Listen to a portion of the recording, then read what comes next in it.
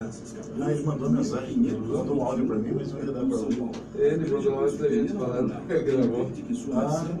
Falando um pedaço e mandou pra mim. Anunciar o Evangelho, a acolher as pessoas à sua volta e a abençoar. Os domingos, a partir das 7 da noite, acontece o culto na Presbiteriana Maranata. Tem sido momentos de adoração e louvor marcantes. E a pregação da palavra sempre traz um quebrantamento e despertamento espiritual. Outro ponto marcante são os visitantes.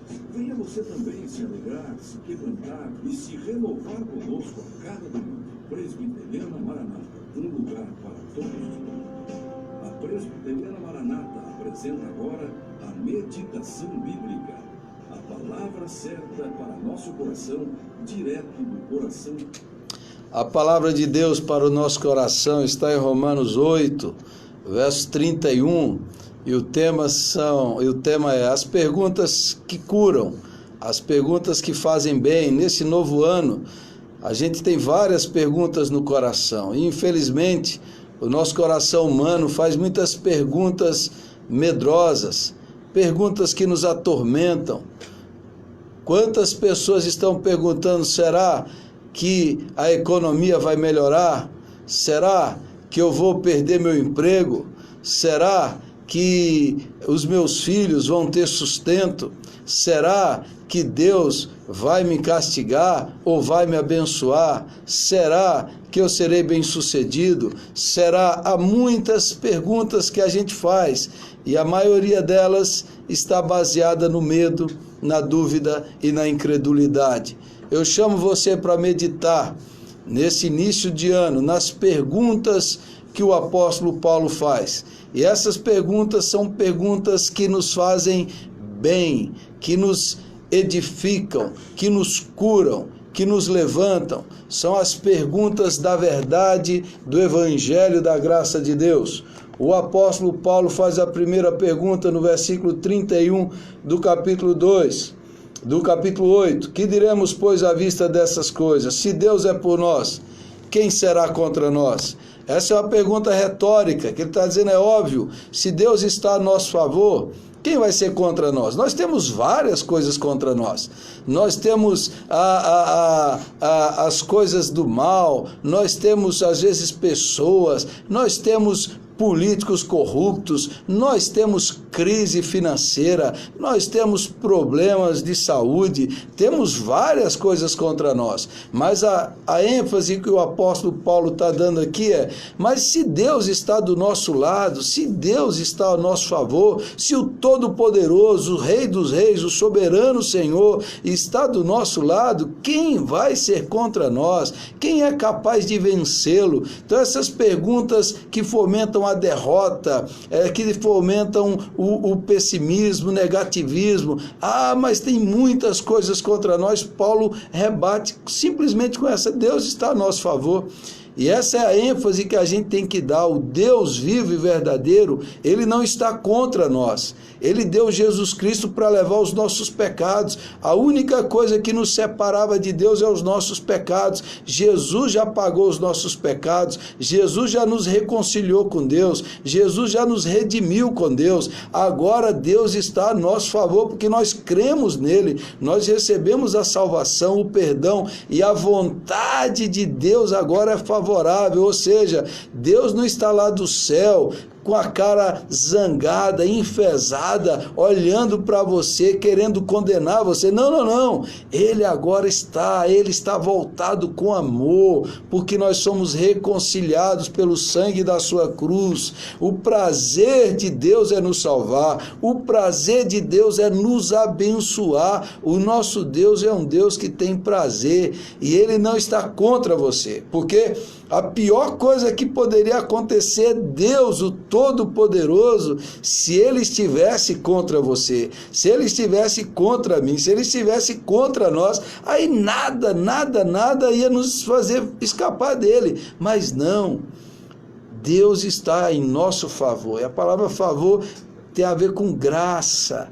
Deus é por nós. Se Deus é com você, se Deus é comigo, se Deus está favorável a nós, e Ele está, quem é que vai ser contra nós? Nada pode nos vencer. porque o Deus vivo está do seu lado, ele está do nosso lado. A segunda pergunta que Paulo faz está no versículo 32. Aquele que não poupou o seu próprio filho, antes por todos nós o entregou, porventura não nos dará graciosamente com ele todas as coisas? As perguntas que nos destroem têm a ver com a ansiedade. Como é que eu vou ter sustento? Como é que eu vou pagar minhas contas?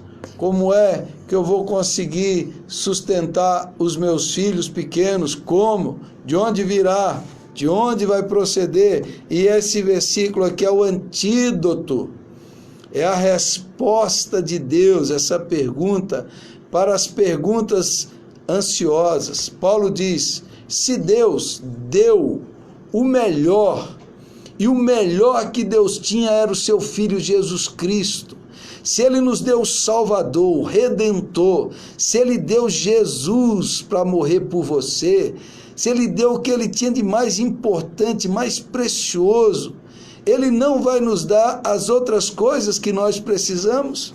É uma pergunta retórica, a resposta é óbvia. Se Ele já deu tudo que Ele tinha, Ele não vai dar o pão de cada dia, Ele não vai dar o trabalho, o emprego, o sustento, Ele não vai lhe dar a roupa, o vestuário, Ele não vai lhe dar aquilo que é necessário, Ele não vai suprir as nossas necessidades. A resposta do apóstolo é óbvia, é claro que sim. Se Ele já supriu a salvação, se Ele já supriu o perdão dos nossos pecados, se Ele já nos deu o melhor, Ele não vai nos dar as coisas menores, mas é óbvio que sim. É óbvio que Deus vai sustentar, que Deus vai prover, que Deus vai abençoar, que Deus vai abrir a porta, que Ele vai mandar, ou o céu, de alguma maneira vai chegar até você a provisão, aquilo que você precisa, e você vai ter a experiência do salmista: o Senhor é o meu pastor, de nada terei falta, nada me faltará, nada. Essa é a pergunta que responde à ansiedade. A terceira pergunta, no verso 33, quem tentará acusação contra os eleitos de Deus? É Deus quem os justifica. Quem os condenará? É Cristo quem morreu, quem ressuscitou, o qual está à direita de Deus e também intercede por nós. Essa pergunta vem para lidar com a culpa. A culpa assola as pessoas, a culpa destrói a paz, a culpa atormenta a consciência, e a Bíblia diz que o nosso adversário, o nosso inimigo espiritual, ele é perito em nos acusar, ele é perito em apontar o dedo, em lembrar as nossas faltas, os nossos pecados. E aí Paulo pergunta: quem é que vai nos acusar? Quem é que vai ficar nos atormentando, lembrando as nossas faltas, os nossos pecados?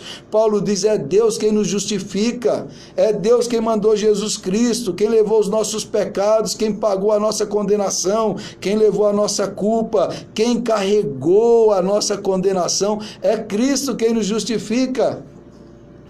Um dia eu ouvi uma história de uma mulher que foi pedir ajuda para um pastor. Ela vivia há 12 anos com hemorragia interna, sangrava, nenhum médico, nenhum hospital descobria a causa, a solução daquela enfermidade, daquele sangramento crônico durante 12 anos.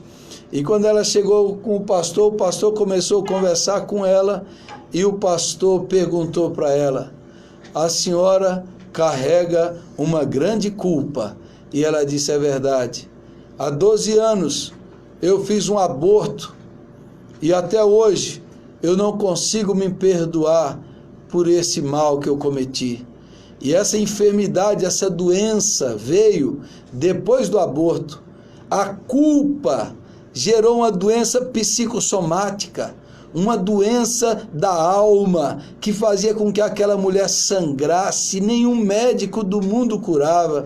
E o pastor olhou para os olhos daquela mulher e falou assim: senhora, Jesus Cristo morreu pelos seus pecados, Jesus Cristo te perdoa.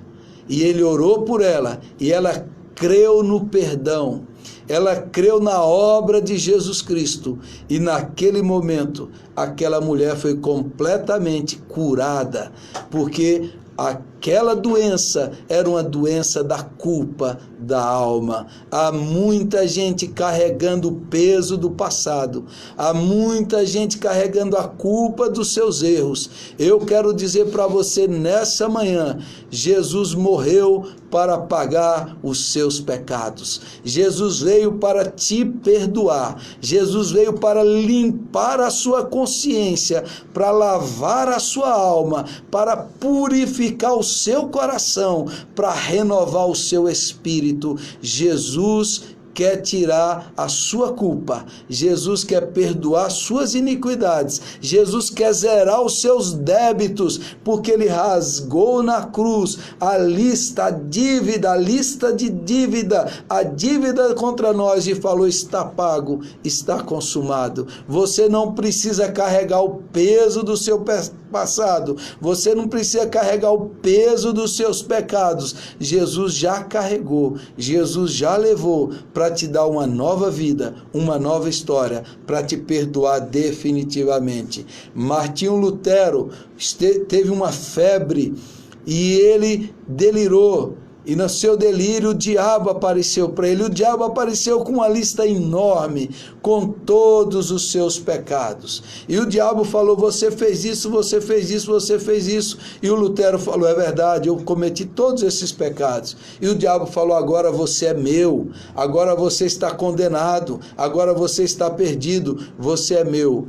E Martinho Lutero respondeu: você esqueceu de escrever com tinta vermelha sobre toda essa lista aquilo que está lá em 1 João: o sangue de Jesus, o Filho de Deus, nos purifica de todo o pecado. Com isso o diabo foi embora. O sangue de Jesus nos purifica. A confissão de Heidelberg diz assim, que quando nós cremos e recebemos a Jesus Cristo, é como se nós nunca tivéssemos pecado. Nós nos tornamos tão puros, mais alvos do que a neve, que todos os nossos pecados são apagados pelo sangue de Jesus. Toda a sua culpa, todos os seus erros podem ser purificados, porque ninguém pode nos acusar, ninguém pode apontar o dedo. É Deus quem nos justifica, é Cristo quem morreu, quem ressuscitou e quem intercede por nós. E a última pergunta: quem nos separará do amor de Cristo? Será tribulação, angústia, perseguição, fome, nudez, perigo ou espada? Quem é que tem esse poder de nos separar do amor de Deus? Quem é que nos pode afastar da graça de Jesus?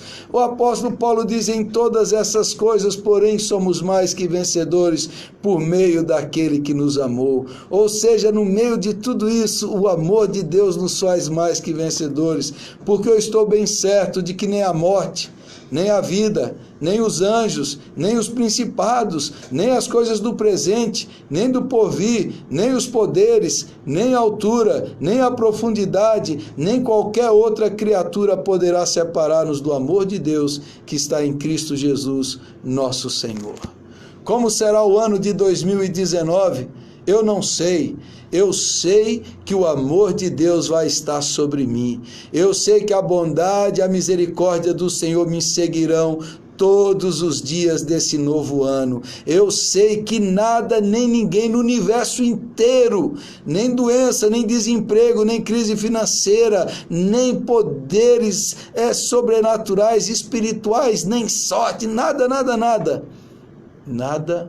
vai nos separar do amor de Deus. O amor de Deus está sobre nós e Ele continua nos amando com amor eterno, com amor infinito. Deixa eu terminar essa meditação com uma história. Uma criança gostava muito de ler histórias de contos de fada, mas às vezes ele passava da hora de dormir e ele está no seu quarto lendo aquela famosa história do dragão que sequestrou a princesa e o príncipe vem resgatá-la. E ele está lendo e a sua mãe fala lá do seu quarto: filho, está na hora de dormir, apaga a luz e vai dormir. E o filho está curioso, ele está lendo a história, ele quer saber, e ele continua lendo para saber o que vai acontecer. E a mãe repete: se eu for aí, você vai ser punido. Apaga essa luz e vai dormir. E ele não consegue se conter, ele vai para a última página da história. Na última página, ele vê que o dragão foi vencido, foi morto. Ele vê que a princesa foi liberta, que o príncipe está casando com a princesa. Ele vê o final feliz e ele vai direto ao final. Ele, ufa, agora eu posso dormir em paz. E ele desliga a luz e dorme. Deixa eu lhe falar, a história da Bíblia é mais ou menos assim. No final, Jesus já venceu todo o mal, Jesus já venceu o inferno, Jesus já venceu o pecado, Jesus já venceu a morte, Jesus já venceu. A Bíblia nos diz no final de tudo, a vitória é nossa. Jesus venceu todos os males dessa vida. Jesus está casando com a noiva, que é a igreja.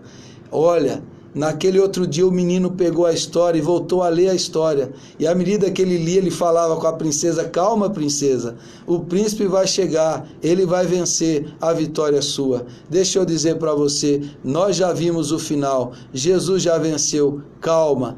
Tenha paz, tenha tranquilidade, a vitória é nossa, a vitória é nossa, a vitória é de Jesus. Ele já venceu a doença, ele já venceu o pecado, ele já venceu a morte, ele já venceu tudo. Agora você pode descansar, porque a vitória é nossa, a vitória é do povo de Deus, a vitória é dos filhos de Deus. Creia nisso, se aproprie dessa promessa e ore confiadamente. Nosso Deus e nosso Pai, traz paz ao coração, traz tranquilidade, traz serenidade àqueles que estão com medo, àqueles que estão ansiosos, àqueles que estão preocupados, que eles possam crer na vitória de Jesus, que eles possam receber a paz no seu coração e que eles saibam que em Cristo somos mais do que vencedores, que em Cristo nós recebemos todas as bênçãos, que os nossos ouvintes, onde eles estão agora, eles creiam, eles se apropriem e eles recebam essas promessas, essa segurança, essa paz que só Jesus pode dar.